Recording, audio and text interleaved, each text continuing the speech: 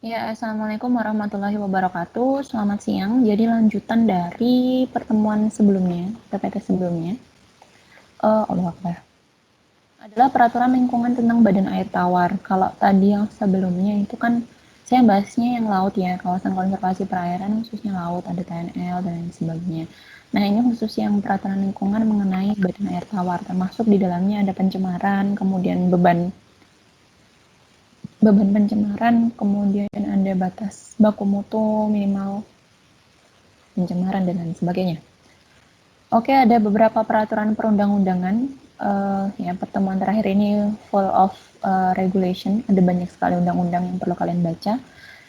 Di sini ada 4 undang-undang, yaitu Undang-Undang Nomor 32 Tahun 2009 tentang perlindungan dan pengelolaan lingkungan hidup.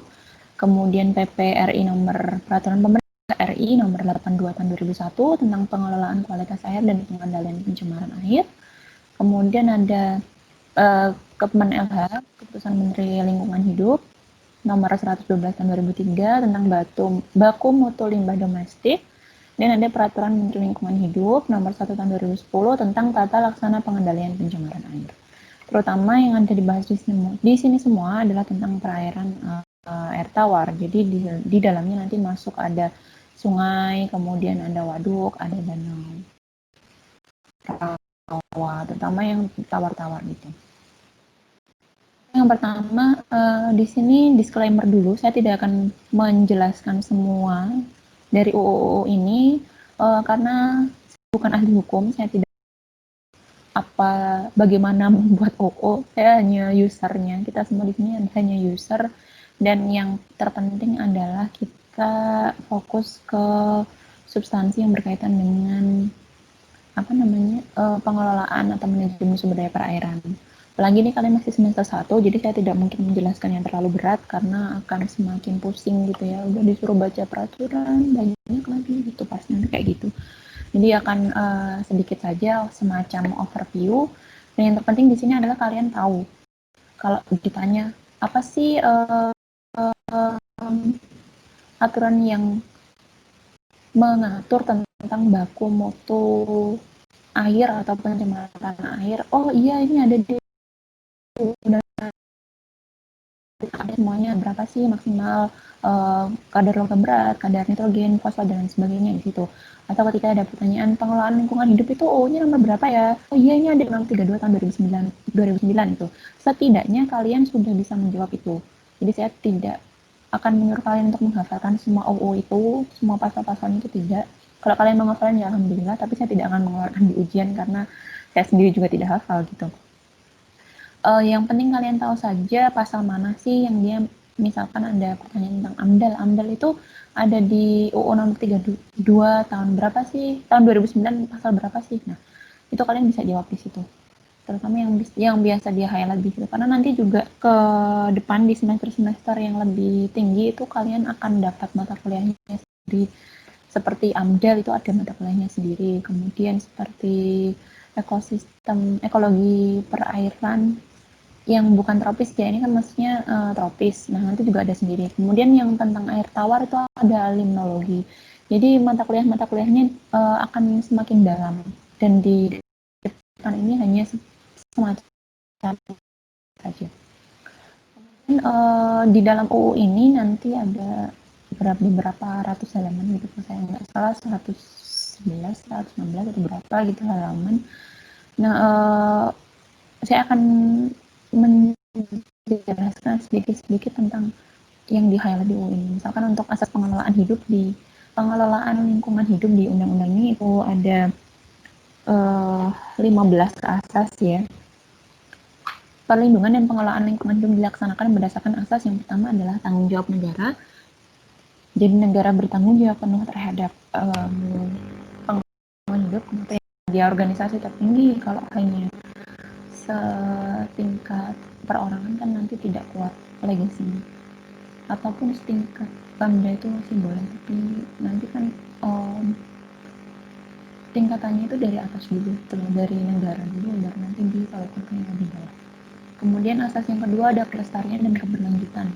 Ini yang kita bahas di rekaman sebelumnya, ada Konservasi berarti kalau kita ibaratkan dengan investasi adalah kita menunda kesenangan hari ini, menunda eksploitasi hari ini untuk kesenangan di besok hari ini. Karena sekali lagi kita tekankan alam itu titipan dari kemudian keserasian dan keseimbangan, ya agar alam ini tetap seimbang ya, nggak melulu kita tanamin yang itu aja, karang akapra aja atau tumbuhan jati aja semuanya, tapi tetap seimbang dan keanekaragaman itu tetap terjaga, tetap serasi, perpaduan sama dan manfaat ekonomi, ekologis ataupun fungsional dan kehati-hatian, keadilan ini yang cukup susah tapi harus tetap kita lakukan dengan baik. Ekorajan, keanekaragaman hayati, pencemaran membayar, kemudian partisipatif, kearifan lokal, tata kelola pemerintahan yang baik dan otonomi daerah. Tujuan dari perlindungan dan pengelolaan lingkungan hidup itu ada 10 dari tadi. Melindungi wilayah NKRI dari pencemaran dan atau kerusakan lingkungan hidup. Kemudian menjamin keselamatan, kesehatan dan kehidupan manusia, tentu saja manusia Indonesia. Kemudian menjamin kelangsungan kehidupan makhluk hidup dan kelestarian ekosistem. Jadi tidak hanya manusia saja, tapi juga flora dan fauna lainnya yang ada di sekitar bantaran sungai itu, yang memanfaatkan sungai itu untuk menjaga kelestarian fungsi lingkungan hidup. Jadi biar fungsinya tetap normal ya, misalkan sungai itu sebagai sumber mata air bagi penduduk sekitar, ya agar fungsinya tetap terjaga dengan baik. Kemudian mencapai keserasian, keselarasan dan keseimbangan lingkungan hidup, menjamin terpenuhnya keadilan generasi masa kini dan generasi masa depan. Jadi yang kita pikirkan tidak hanya generasi kita yang hidup sekarang saja, tapi generasi-generasi ke depan yang mereka juga berhak untuk menikmati kekayaan alam Indonesia. Menjamin pemenuhan dan pelindungan hak atas lingkungan hidup sebagai bagian dari HAM, mengendalikan pemanfaatan sumber daya alam secara bijaksana, mewujudkan pembangunan berkelanjutan dan mengantisipasi semua penyebab termasuk misalkan global warming dan lain sebagainya. Dan ini peraturan yang kedua, tadi kan undang-undang kemudian diturunkan menjadi peraturan pemerintah NPWP nomor 82 tahun 2001, tapi ini beda tahunnya ya. Jadi sebenarnya tidak diturunkan banget, cuman kalau tingkatannya OU itu jauh lebih tinggi daripada peraturan pemerintah. Walaupun keduanya memang harus kita patuhi, tapi ketika ada suatu menggantikan PP ini, berarti PP ini sudah tidak berlaku lagi seperti itu. Pengelolaan kualitas air dan pengendalian pencemaran lingkungan. Kenapa kualitas air itu perlu kita perhatikan? Kenapa pencemaran itu perlu kita perhatikan? Ini nanti ke depan di semester berikutnya sama kamu banyak sekali kalian kaji. Bahkan ada mata kuliahnya sendiri, manajemen kualitas air, mineral, kemudian manajemen pengelolaan air atau apa itu selalu. Karena memang jurusan yang kalian pilih ini adalah manajemen sumber daya perairan. Jadi mau tidak mau banyak sekali berkaitan dengan air, termasuk kualitas airnya, termasuk baku mutu airnya, bagaimana air dikatakan tercemar, bagaimana air dikatakan sehat dan